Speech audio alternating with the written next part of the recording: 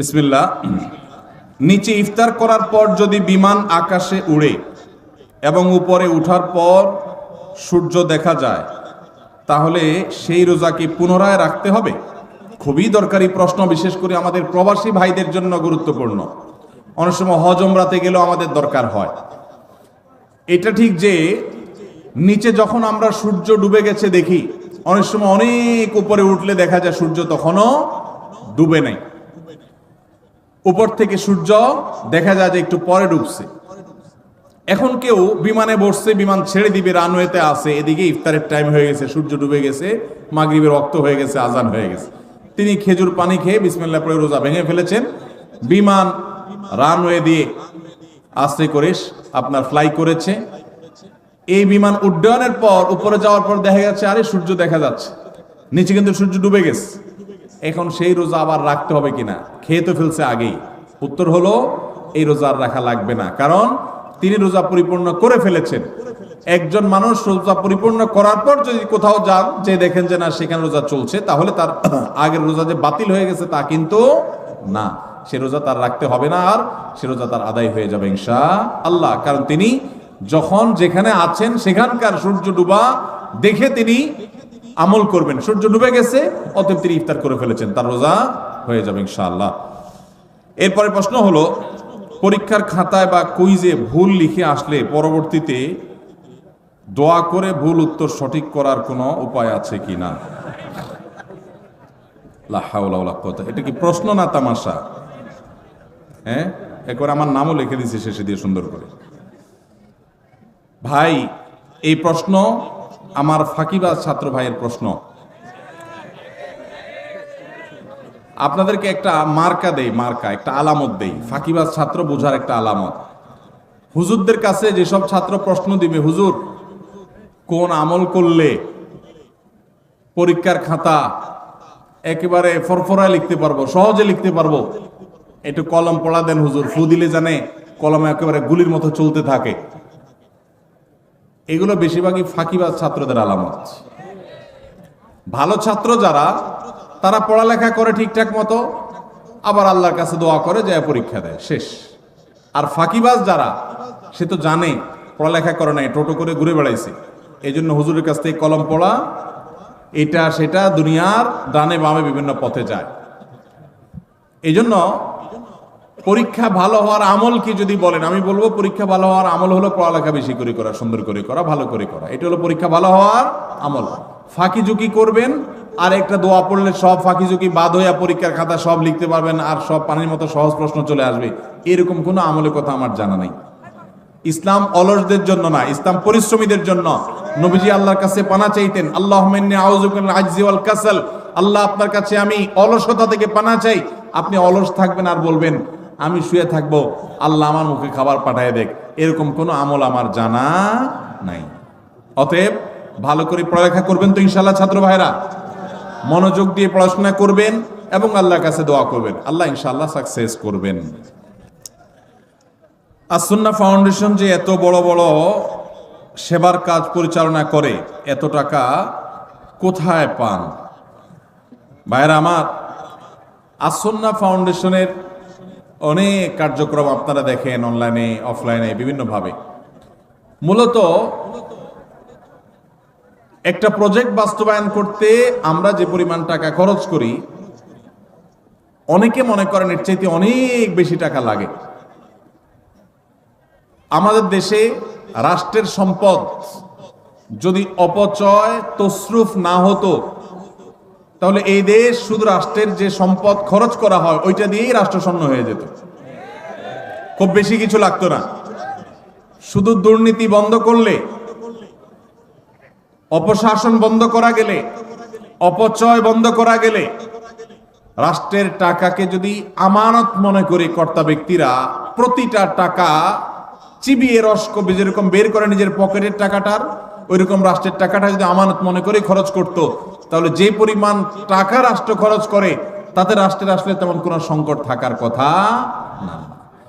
আমরা ক্ষুদ্র সেবামূলক কাজ করে আমরা দেখেছি যে একটা প্রজেক্টে 20-50 লাখ টাকা দিয়ে কত যে কাজ করা যায়, কত যে পরিবারকে স্থায়ীভাবে তাদের দারিদ্র্য বিমোচন করা যায়, অথচ শত শত হাজার কোটি টাকা চলে যায় আমাদের ছোটখাটো প্রজেক্টে।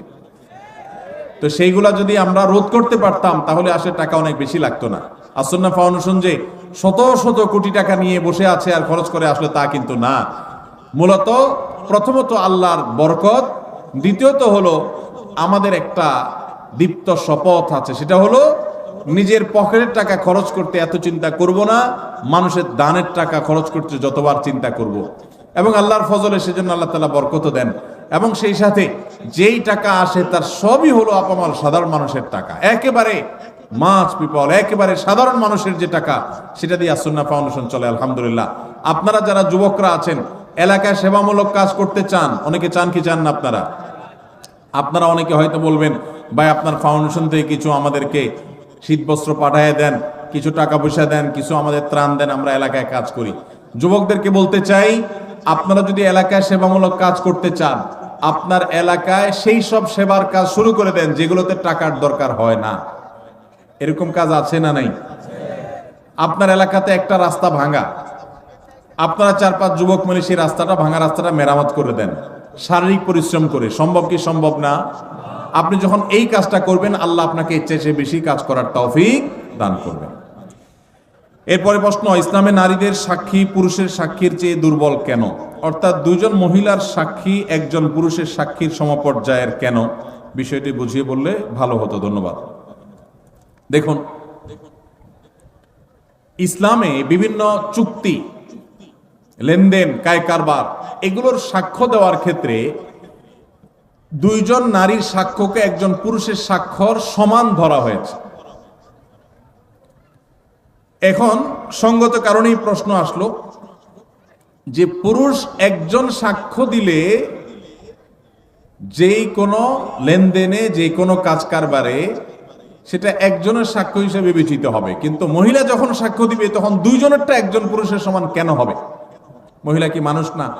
কত মহিলা আছে পুরুষের চাইতে আমলের দিক থেকে আরো ভালো, আছে না নাই? অনেক পুরুষ আছেন যিনি পুরুষের চাইতে বেশি আল্লাহর প্রিয় বান্দা।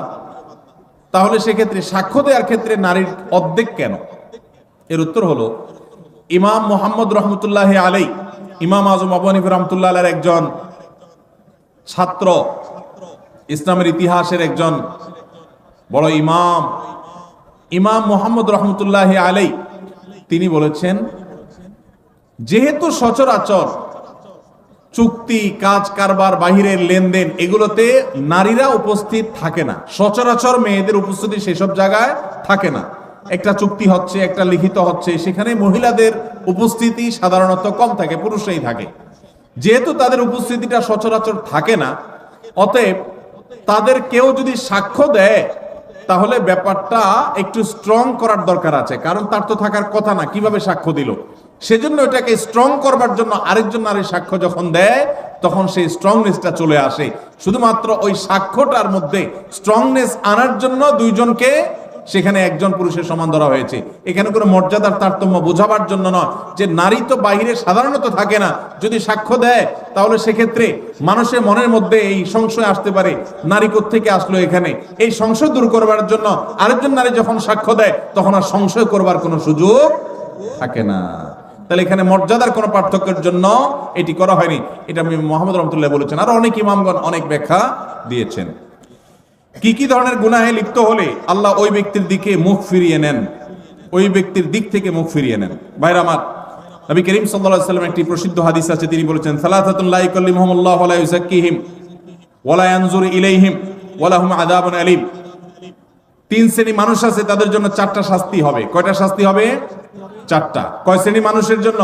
3 শ্রেণী মানুষের জন্য। নাম্বার 1, শাইখুন জানিন, যে ব্যক্তি বয়স্ক হয়েও ব্যভিচারে লিপ্ত হয়েছে, এই ব্যক্তির সাথে আল্লাহ কিয়ামতের দিন কথা বলবেন না, আল্লাহ তাকে পবিত্র করবেন না, তার দিকে চেয়ে তাকাবেন না, এবং তাকে কঠোর শাস্তি দিবেন যে সে প্রাপ্তবয়স্ক, বিবাহিত, বৃদ্ধ, এরপরও সে জেনায় কেন লিপ্ত হলো। নাম্বার 2, ওয়া মালিকুন কাযযাব, যেই রাজা, যেই শাসক প্রজাদের সাথে মিথ্যা কথা বলে, প্রতারণা করে, ডাহা ডাহা মিথ্যা কথা বলে, এরকম বাদশাহ, এরকম রাজা, এরকম শাসক তাদেরকে নবী সাল্লাল্লাহু আলাইহি সাল্লাম বলেছেন কিয়ামতের দিন আল্লাহ তাদের সাথে কথা বলবেন না, তাদের গুনাহগুলোকে মাফ করবেন না, পবিত্র করবেন না, এবং আল্লাহ তাদের দিকে তাকাবেন না, চেয়ে দেখবেন না, এবং তাদের জন্য কঠোর শাস্তি রয়েছে। আর 3 নম্বর হলো ওয়াইলুন মুস্তাকবির, যেই গরিব পরিবার, মানুষটা গরিব আবার অহংকার করে, তো এই ব্যক্তিকেও আল্লাহ রাব্বুল আলামিন কিয়ামতের ময়দানে এই শাস্তিগুলো দিবেন। এরপরে প্রশ্ন হলো, ধার্মিক পরেশগার আল্লাহ ভীরু অর্থাৎ ভালো ইসলামিক জ্ঞান সম্পন্ন মেয়ে জীবন সঙ্গী হিসাবে পেতে চাইলে কি করা উচিত? ভাইরা আমার, যুবক যারা বিবাহ করেন নাই, দিনদার ভালো পাত্রীকে যদি জীবন সঙ্গী হিসাবে পাইতে চান তাহলে আপনার নিজেকে ভালো হইতে হবে। আপনি লাগাবেন তাল গাছ, আশা করবেন আম, সম্ভব? অনেক যুবক আছে নিজে সব 2 নম্বরই কাজ করে বেড়াবে, আর বিয়ের আগে মহিলা মাদ্রাসার প্রিন্সিপালের কাছে যায় কানে কানে বলে, হুজুর একটা ভালো মেয়ে দেখেন। আছে না নেই? তো এটা কোনো ভালো মুসলমানের আলামত না। আপনি নিজে ভালো হওয়ার চেষ্টা করেন, এটা হলো ভালো মেয়ে পাওয়ার সবচেয়ে বড় উপায়। নাম্বার 2, সূরা ফুরকান আয়াত নম্বর 74, রব্বানা হাব লানা মিন আজওয়াজিনা ওয়া যুররিয়াতিনা কুররাতা আয়ুন ওয়াজআলনা লিল মুত্তাকিনা ইমামা। বেশি বেশি পড়বেন, আল্লাহ নেককার জীবন সঙ্গী যেন পাই, এই দোয়া বেশি বেশি পড়বেন। সূরা ফুরকান আয়াত নম্বর কত? 74। আর নিজে ভালো আমল করবেন আর ভালো নেককারদের সাথে থাকবেন, ইনশাআল্লাহ দেখবেন আল্লাহ ভালো জীবন সঙ্গী দান করবেন। সূরা বাকারা 256 নম্বর আয়াতে বলা হয়েছে দিনের ব্যাপারে কোনো জবরদস্তি কিংবা বাধ্যবাধকতা নাই। তাহলে আমার প্রশ্ন, মেয়েদের পর্দা করাটা কি বাধ্যতামূলক? কারণ পর্দার কথা বললে অনেকে আয়াতের উদ্ধৃতি দেয়। ভাইরা আমার, আল্লাহ বলেছেন যে ইসলামে কোনো জবরদস্তি চলবে না, লা ইকরাহা ফিদ্দীন, ইসলামে কোনো বাধ্যবাধকতা চলবে না। এর মানে কি? এর মানে কাউকে জোর করে মুসলমান বানানো যাবে না। আপনি যখন ইসলামে ঢুকে গেছেন তখন তো আপনি আল্লাহর সমস্ত বিধিবিধান মেনে নিচ্ছেন মাথা পেতে, সেটা তো মানতে আপনি বাধ্য। আপনি নিজের উপর নিজে সেটা আবশ্যিক করে নিয়েছেন। হ্যাঁ, আপনাকে অন্য আরেক মুসলমান বাধ্য করবে না, কিন্তু আল্লাহই আপনাকে বাধ্য করেছেন, আপনি নিজে সেটাকে গ্রহণ করেছেন। সেজন্য কোন নারী যদি নিজেকে মুসলমান দাবি করেন তার জন্য পর্দা মেনে চলাটা সুন্নত না ফরজ? ফরজ। 2 বছর আগে একটি মেয়ের সাথে বিয়ের কথা হয়েছিল, এখন কোনো কারণ বশত হয় নাই, মাঝে কথা বন্ধ ছিল। 2 মাস আগে বাড়ির সব জানাই, আবার এখন ফ্যামিলি ভাবে কথা হয়, খোঁজ খবর নিয়ে আব্বা রাজি না এখন, কিন্তু মেয়ে নাকি আমাকে এখন খুব পছন্দ করে। আমি সব জায়গা থেকে ব্লগ দিয়েছি তাকে কষ্ট দেয়াতে এখন কোনো গুনাহ হবে কিনা আমার? ভাইরা আমার, যদি কোনো কারোর সাথে বিয়ের আলাপ সালাপ হয়, কোনো কারণে পারিবারিক ভাবে কোনো কারণে বিয়েটা আর হলো না, তাহলে তার সাথে পরবর্তীতে ইনবক্সে, মেসেঞ্জারে, হোয়াটসঅ্যাপে ইটিশ পিটিশ আলাপ করা যাবে না যাবে না? যদি করেন তাহলে সেটা হবে জেনা। সেটা হবে কি? জেনা। এখন যদি বলেন যে না, সে মেয়ে আমাকে ডিস্টার্ব করে, হাই হ্যালো জিজ্ঞাসা করে, আজেরা কথা জিজ্ঞাসা করে, তাহলে সোজা ব্লক মারবেন। সোজা কি মারবেন? আর এই ব্লক মারলে যদি মনে হয় যে না, তিনিও তো একজন মানুষ, তার মনে কষ্ট দিলে কি আল্লাহ খুশি হবে, তাহলে বুঝবেন যে সাক্ষাৎ শয়তান হাজির হয়ে গেছে। কি হাজির হয়ে গেছে? শয়তান হাজির হয়েছে। কারণ শয়তান আপনাকে মানবিক ভালো মানুষ বানানোর চেষ্টা করছে। আসলে এটা হলো নেক্সুরাতে ধোঁকা। আপনাকে আসলে শয়তান জেনার দিকে নিয়ে যেতে চায়। অন্যায় থেকে বাঁচার জন্য, হারাম থেকে বাঁচার জন্য যদি কাউকে আপনি ব্লক লিস্টে রাখেন, ইনশাআল্লাহ গুনাহ তো দূরের কথা, উল্টা সওয়াব হবে আল্লাহর কাছ থেকে। আল্লাহ আমাদেরকে তৌফিক দান করুন। আমার নাম আব্দুল্লাহ খান, আমি একজন মালয়েশিয়ান প্রবাসী। আমার প্রশ্ন হচ্ছে, আমি জানি রমজান মাসে শেষ 10 দিনে বেজোড় রাতের মধ্যে শবে কদর রাত, কিন্তু সৌদি আরবে একদিন আগে শবে কদর পালিত হয়, আমাদের বাংলাদেশে একদিন পরে শবে কদর পালিত হয়। পৃথিবীতে শবে কদর রাত কি 2 বার আসে বা হয়? ভাইরা আমার, অনেক কমন একটা প্রশ্ন। এই প্রশ্নের উত্তর হলো, আল্লাহ রাব্বুল আলামিন পৃথিবীর যে প্রান্তের মানুষের জন্য যখন বেজোড় রাত হবে তাদের জন্য তখন শবে কদর দিবেন। এটা অস্বাভাবিক নয় যে বাংলাদেশের মানুষ যে রাত শবে কদর করেছে, সৌদি আরবের মানুষ ভিন্ন রাত শবে কদর করেছে। কারণ আমাদের এখানে যখন এখন রাত চলছে, ঠিক এই টাইমে আমেরিকাতে ফকফকা দিনের আলো। ঠিক না ভাই? ঠিক। তাহলে আমাদের যদি এখন শবে কদর হয়, আমেরিকান মানুষদেরকে এখন শবে কদর হওয়ার সুযোগ আছে? শবে কদর মানে হলো কদরের রাত, তাদের তো রাতই না, এখন দিন। তাহলে বোঝা গেল লাইলাতুল কদর এক এক দেশে, এক এক অঞ্চলে, এক এক সময় হতে পারে। এখন আপনি প্রশ্ন করতে পারেন যে এক এক এলাকায় যদি এক এক সময় রাত হয়, লাইলাতুল কদর হয়, তো আল্লাহ তো লাইলাতুল কদরে দুনিয়ার আসমানে নেমে আসেন, তো এক এক অঞ্চলে এক এক সময় হলে আল্লাহ কখন কোথায় থাকেন? এর উত্তর হলো, আমরা মানুষ এক জায়গায় উপস্থিত হলে আরেক জায়গায় উপস্থিত থাকি না। আল্লাহকে আমরা আমাদের মতো বিবেচনা করি। আল্লাহ রাব্বুল আলামিন তিনি সবকিছু করতে পারেন। একই সময় কোথাও তিনি উপস্থিত, আবার কোথাও অনুপস্থিত। একই সময় কাউকে তিনি মৃত্যু দিচ্ছেন, আবার কোথাও কাউকে জীবন দিচ্ছেন। তার সাথে আমাদের সক্ষমতার কোনো তুলনা চলে না। তার জন্য কোনো অসম্ভব বলতে কোনো কিছুই নাই। সূর্য একসাথে বহু জায়গায় তার উপস্থিতি জানান দিতে পারে, কিন্তু আমরা এক জায়গায় গেলে আরেক জায়গায় যাইতে পারি না। বিধায় এখানে পার্থক্য আছে। সরকারি জায়গায় মসজিদ করলে জুমার নামাজ হবে কিনা?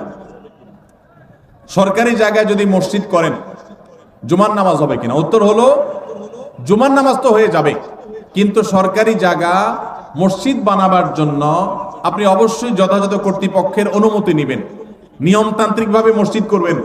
মসজিদ আল্লাহর ঘর, সেটা এই জন্য যেখানে সেখানে করবেন। সরকারি জায়গা পাইলেন আর মসজিদ একটা বানায় দিলেন, আদৌ দরকার আছে কিনা সেটার কোনো বিবেচনা নাই, এটা করা উচিত না। তবে এটা ঠিক, মুসলিম প্রধান দেশে মুসলমানদের নামাজ পড়ার জন্য একটা সরকারি বিরাট বড় এরিয়া আছে, সেখানে অনেক মুসলমান বসবাস করে, সেখানে নামাজ পড়ার জায়গা করে দেওয়া সেখানকার কর্তব্য ব্যক্তিদের কর্তব্য, তাদের কাছে সেটা আদায় করতে হবে। কিন্তু তাই বলে আপনি চাইলেন আর খেয়াল খুশি মতো যেখানে সেখানে মসজিদ করে নিলেন, এটা করা যাবে না। সরকারি জায়গা না, শুধু অন্য কারোর জায়গাতে এরকম মসজিদ করা উচিত না। তবে যদি করেন কেউ, সেই জায়গায় নামাজ আদায় করলে নামাজ হয়ে যাবে, কিন্তু নিয়মতান্ত্রিক ভাবে মসজিদ আদায় করতে হবে, বানাইতে হবে।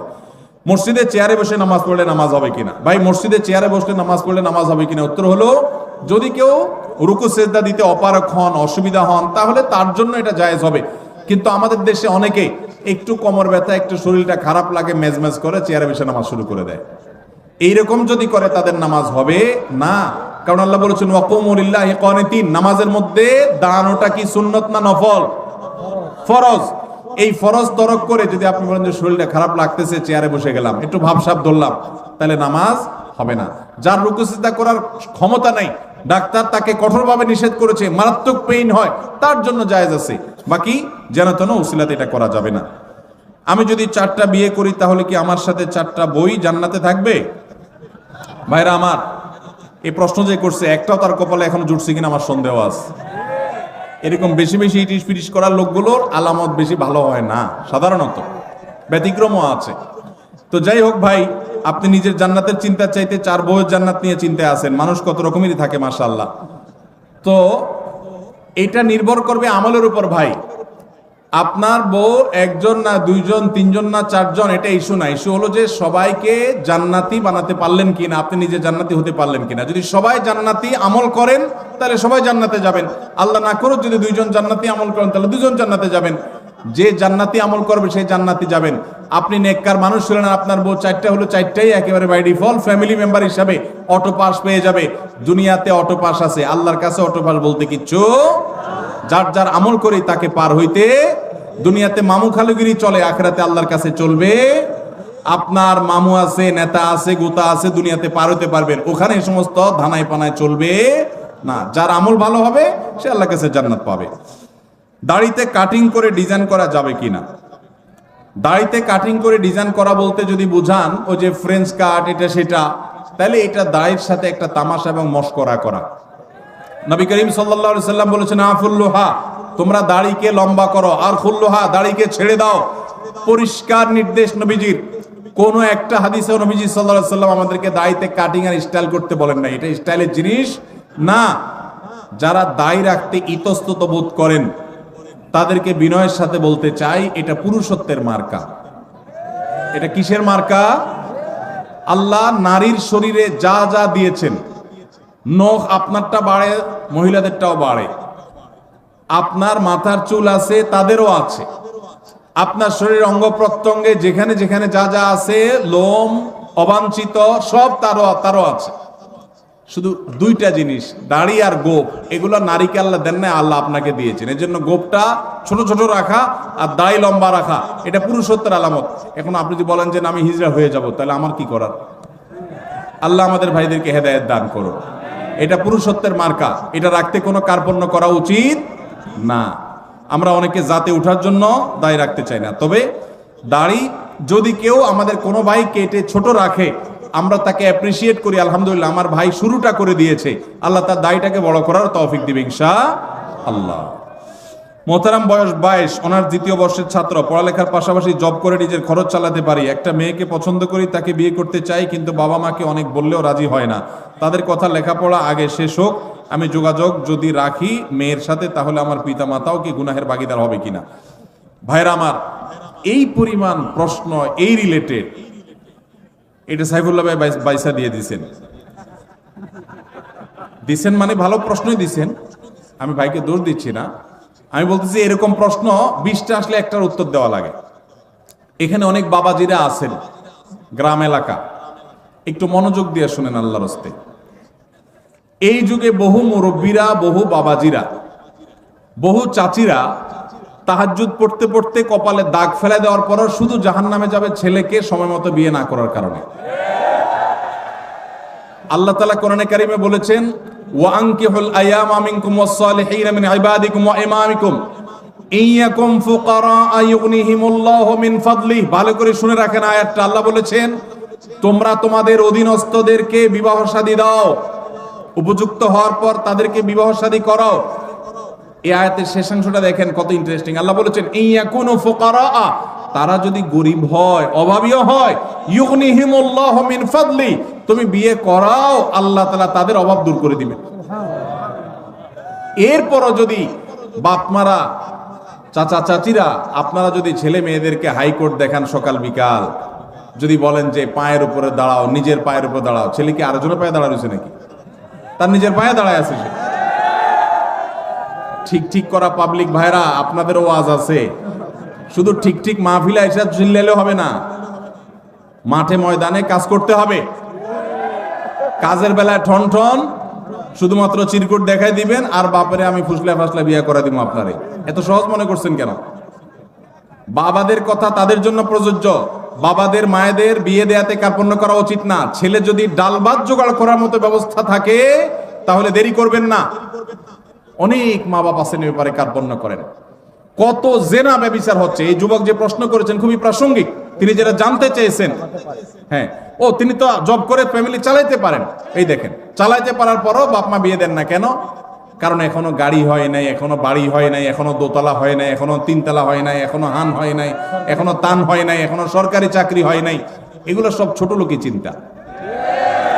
মুরব্বীদের বলতেছি, বাবাজিরা, দুনিয়ার খোঁজ খবর তো রাখেন না।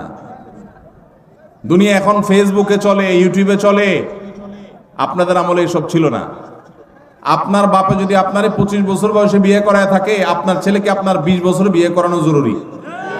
কারণ আপনার আমলে এত ফিতনা ছিল না, এখন যত ফিতনা আসছে। যুবকদের চরিত্র যে ধ্বংস হয়ে যাচ্ছে, যুবক যে প্রশ্ন করেছেন খুবই প্রাসঙ্গিক প্রশ্ন। কোন যুবক, কোন যুবতী বাপমার ঢিলামির জন্য যদি দেরি করে বিয়ে করায়, তাহলে এই যুবক যত পাপ কাজে লিপ্ত হবে, এই যুবক নিজেও অপরাধী হবে, তার বাপমাও অপরাধী হবে। আল্লাহ আমাদের মুরব্বীদের হেদায়েত দান করুন। ভাইরা আমার, আমি এর আগে বিভিন্ন জায়গায় বলেছি, আল্লাহ তাআলা আমাকে এই বয়সে নানা বানিয়েছেন, আলহামদুলিল্লাহ। আমি কমপ্লিট নানা হয়ে গেছি, আলহামদুলিল্লাহ। খুব শীঘ্রই আল্লাহ চাহেন তো দাদাও হয়ে যাবো ইনশাআল্লাহ। আমার বয়স কত? খুব বেশি। আমি নানা হয়ে গেছি, আলহামদুলিল্লাহ। আমার জগতের কাজ গোছানো শেষ। অনেকে আছে 50-55 বছর বয়স, পোলার বয়স 3-4 বছর নিয়ে ঘুরে। কেন? কারণ বিয়ে করছে আদা বুড়া হওয়ার পর।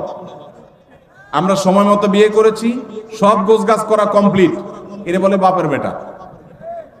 আর বেশিরভাগ মানুষ এখন দেখা যায় নিজের পায়ে দাঁড়ানোর নাম করে বিয়েকে পিছাইতে পিছাইতে পিছাইতে বুড়া হয়ে সে তারপর বিয়ে শাদী করে।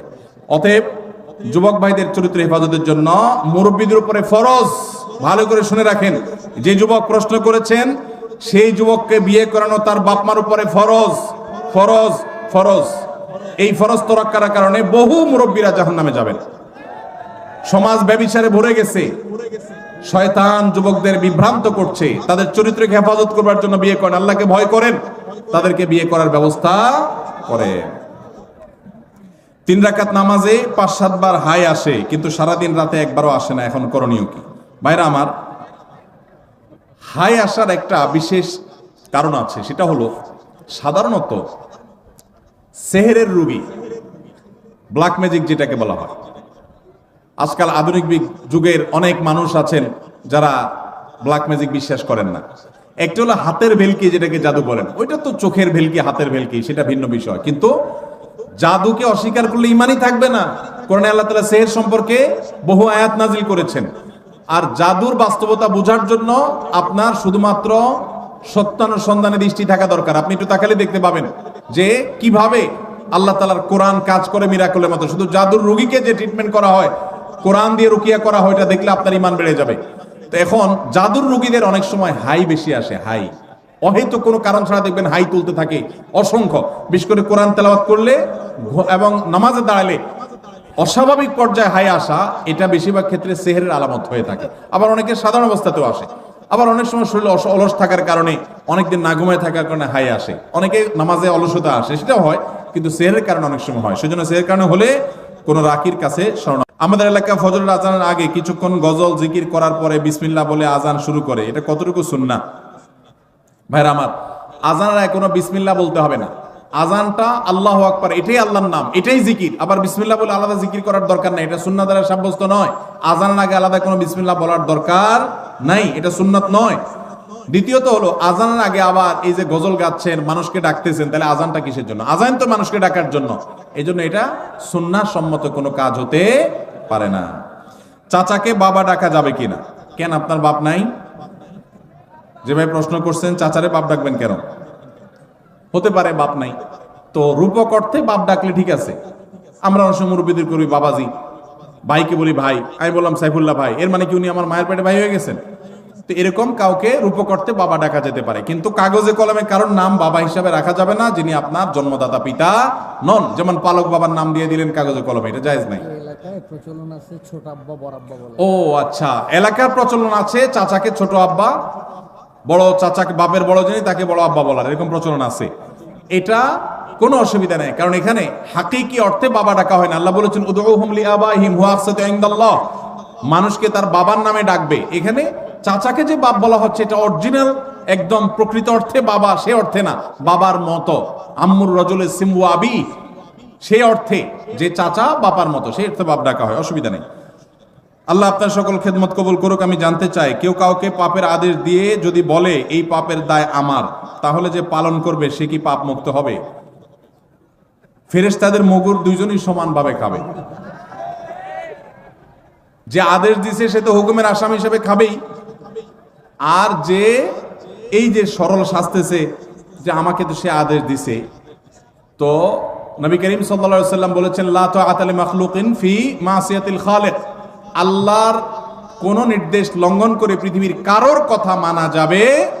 এখন কেউ যদি আপনাকে অন্যায় করতে বলেন আর আল্লাহ যদি সেটা নিষেধ করেন, তাহলে সেই কাজ করা যাবে? যদি করেন তাহলে আপনিও অপরাধী হবেন।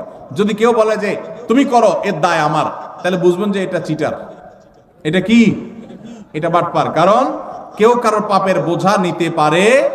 কোরআনের সবচেয়ে রিপিটেড আয়াত কইলো রয়েছে কয়েকটি, এর মধ্যে একটা হলো এটা, ওয়া আল্লাহ তাজরু ওয়াজিরাতুন বিজরা উখরা, কেউ কারোর পাপের বোঝা বহন করতে পারে না, যার যার পাপ তাকেই পাবে, যে নির্দেশের গুনাহগার হবে। আমি একজন ছাত্র, আলেমদের সাথে থেকে সব আমল আখলাক ঠিক রাখতে পারলেও হস্তমৈথুন ছাড়তে পারি না, এত চেষ্টা করে তাও পারি না। ভাইরা আমার, আমাদের তরুণ ভাইরা অনেকে এই ধ্বংসের পথে চলে যাচ্ছে, হারাম গুনাহে লিপ্ত হয়ে যাচ্ছেন, অনেকে বাঁচতে পারছেন না। উপায় কি? দেখুন, এর জন্য সবচেয়ে কার্যকর উপায় হলো, যদি ডাল ভাত জোগাড় করার ব্যবস্থাটা থাকে, জাস্ট ডাল ভাতের ব্যবস্থা, কোন রকম মোহরের টাকা জোগাড় করতে পেরেছেন, বিলম্ব না করে বিবাহ করে ফেলেন, এটা হলো সবচেয়ে বড় মহৌষধ। নাম্বার 2, যদি আপনার এই মুহূর্তে বিবাহ করবার মতো শারীরিক আর্থিক সঙ্গতি না থাকে, সার্বিক সঙ্গতি না থাকে, তাহলে সেক্ষেত্রে আপনি এই বদভ্যাস থেকে বাঁচার জন্য নাম্বার 1, যে সমস্ত মোবাইল বা আপনার কম্পিউটার স্ক্রিন থেকে হারাম জিনিস দেখে আপনি হারাম কাজ করেন, সেইগুলো থেকে নিজেকে বিচ্ছিন্ন করে ফেলেন। একটু অপারেশন করতে হবে, নিজের স্মার্টফোনটা বিক্রি করে একটা বাটন ফোন কিনে ফেলান। একটু কষ্ট হবে প্রথম প্রথম, বন্ধু বান্ধবদের সাথে সম্পর্ক যোগাযোগ রাখতে একটু অসুবিধা হবে। 6 মাস মাত্র এইভাবে চলেন, বিক্রি করে ফেলতে হবে, রাখলে হবে না। বাটন ফোনে চলে যান, কিচ্ছু হবে না, মনে হবে যে অনেক ক্ষতি হবে, আসলে কিছুই হবে না। আপনার ইমান আমল রক্ষা করার জন্য এইটুকু স্যাক্রিফাইস যদি আপনি করতে পারেন, দেখবেন ইনশাআল্লাহ বদপার দূর হয়ে গেছে। নাম্বার 3, সাধারণত এই পাপের পাপীরা নির্জনতার এই সময়টাকে কাজে লাগায়। অতএব নির্জনতায় কোনো অবস্থাতে থাকা যাবে না। কোনো কক্ষে একা আছেন, কেউ নাই, দ্রুত বের হয়ে চলে যান। চেষ্টা করেন কোনো মানুষের মধ্যে থাকার জন্য, একাকী থাকবেন না। এবং সেই সাথে আল্লাহর কাছে চোখের পানি ফেলে দোয়া করবেন। দ্রুততার সাথে মহর এবং হালাল টাকা জোগাড় করে দ্রুততার সাথে বিবাহ করে ফেলবেন। বাপ মা যদি অহেতুক বিবাহ পিছায় আর আপনি বিবিকে, স্ত্রীকে পালার মতো মিনিমাম ব্যবস্থা থাকে, তাহলে আপনি নিজ উদ্যোগে বিবাহ করে ফেলবেন। তারপরে চরিত্র হেফাজত করতে হবে ইনশাআল্লাহ। কোন ইমামের যদি ঘুষ কেলেঙ্কারের অভিযোগ প্রমাণিত হয়, তাহলে তার পিছনে কি নামাজ সহিহ হবে? ইমাম যদি ঘুষের কারবারের সাথে জড়িত থাকেন, এটা যদি প্রমাণিত হয়, এলাকাতে সব কথা প্রমাণিত না, অনেক দোষ হুজুরদের নামে উঠানো হয়, যদি সত্যি প্রমাণ দেওয়া হয় এবং প্রমাণ থাকে, তাহলে সেক্ষেত্রে সেই ইমামকে ইমাম থেকে সরিয়ে সেখানে অবশ্যই একজন নেককার পরহেজগার মানুষকে ইমাম হিসাবে নিয়োগ দেওয়া উচিত এলাকাবাসী। তারপরে কেউ যদি নামাজ পড়ে, তার নামাজ হয়ে যাবে, নামাজ হবে না তা না। আমার প্রশ্ন হলো, দীর্ঘদিন হলো বিয়ে করছি, বাচ্চা হচ্ছে না, কোরআন সুন্নাহর আলোকে কিছু আমল বলে দিবেন। যাদের বাচ্চা হচ্ছে না তাদের জন্য ইব্রাহিম আলাইহিস সালাম এবং জাকারিয়া আলাইহিস সালামের কয়েকটা দোয়া কোরআনে আল্লাহ বর্ণনা করেছেন। নাম্বার 1, রব্বি হাবলি মিনাস সলিহিন, রব্বি হাবলি মিনাস সলিহিন। এমনকি যারা এখনো বিবাহ করেন তারা এখন থেকেই দোয়া পড়তে পারেন, রব্বি হাবলি মিনাস সলিহিন, আল্লাহ আমাকে নেক সন্তান দান করুন। 1। নাম্বার 2, রব্বি হাবলি মিন লাদুনকা যুররিয়াতান তাইয়্যিবাহ ইন্নাকা সামিউদ দুআ, আল্লাহ আপনি পবিত্র সন্তান দান করেন, কারণ আপনি দোয়া শুনেন। নাম্বার 3, রব্বি লা তাজআলনি ফারদা ওয়া আনতা খায়রুল ওয়ারিসিন, রব্বি লা তাযারনি ফারদা ওয়া আনতা খায়রুল ওয়ারিসিন, আল্লাহ আমাকে একা রেখে দিবেন না, আপনি সর্বোত্তম ওয়ারিস। 3টা দোয়া শিখিয়ে দিলাম, এগুলো বেশি বেশি করে পাঠ করবেন। আর একটা জিনিস মাথায় রাখবেন, আল্লাহ যদি সন্তান নাও দেন, আল্লাহর ফয়সালা আমরা খুশি না নাখুশ? আল্লাহ যদি একটা সন্তান দেন আর বিকলাঙ্গ হয়, তার চাইতে না দিলে ভালো না খারাপ? অতএব আল্লাহর ফয়সালাকে মেনে নেওয়ার মানসিকতা থাকতে হবে। ভাইরা আমার, রাত অনেক হয়েছে, আমার মনে হয় রাখি, বাকি প্রশ্নগুলো আমরা নিয়ে যাই ইনশাআল্লাহ বিদিল্লাহ। কালকের কোনো প্রশ্নে বা অন্য কোনো প্রোগ্রামে ইনশাআল্লাহ আমরা প্রশ্ন উত্তর দিয়ে দিই, কারণ আপনাদের ফজর নামাজ পড়তে হবে। আমরা গভীর রাত পর্যন্ত মাহফিল করার বিপক্ষের মানুষ, সুন্নাহ সম্মত না। কারণ আমাদের গভীর রাত মধ্যে মাহফিল করলে কি ফজর নামাজ পড়া সহজ হবে না কঠিন হবে? কঠিন হবে। সেজন্য আমরা এখানে শেষ করছি। আমরা যে সমস্ত কথা শুনলাম, জানলাম, বুঝলাম, আল্লাহ আমাকে, আপনাকে, আমাদের সবাইকে আমল করার তৌফিক দান করুন। জাযাকুমুল্লাহু খায়রা ওয়া আখিরু দাওয়ানা যুবকদের জন্য একটু দোয়া আপনি করেন। ভাই, আমরা মসজিদ থেকে উঠার দোয়া পড়বো। আল্লাহ রাব্বুল আলামিন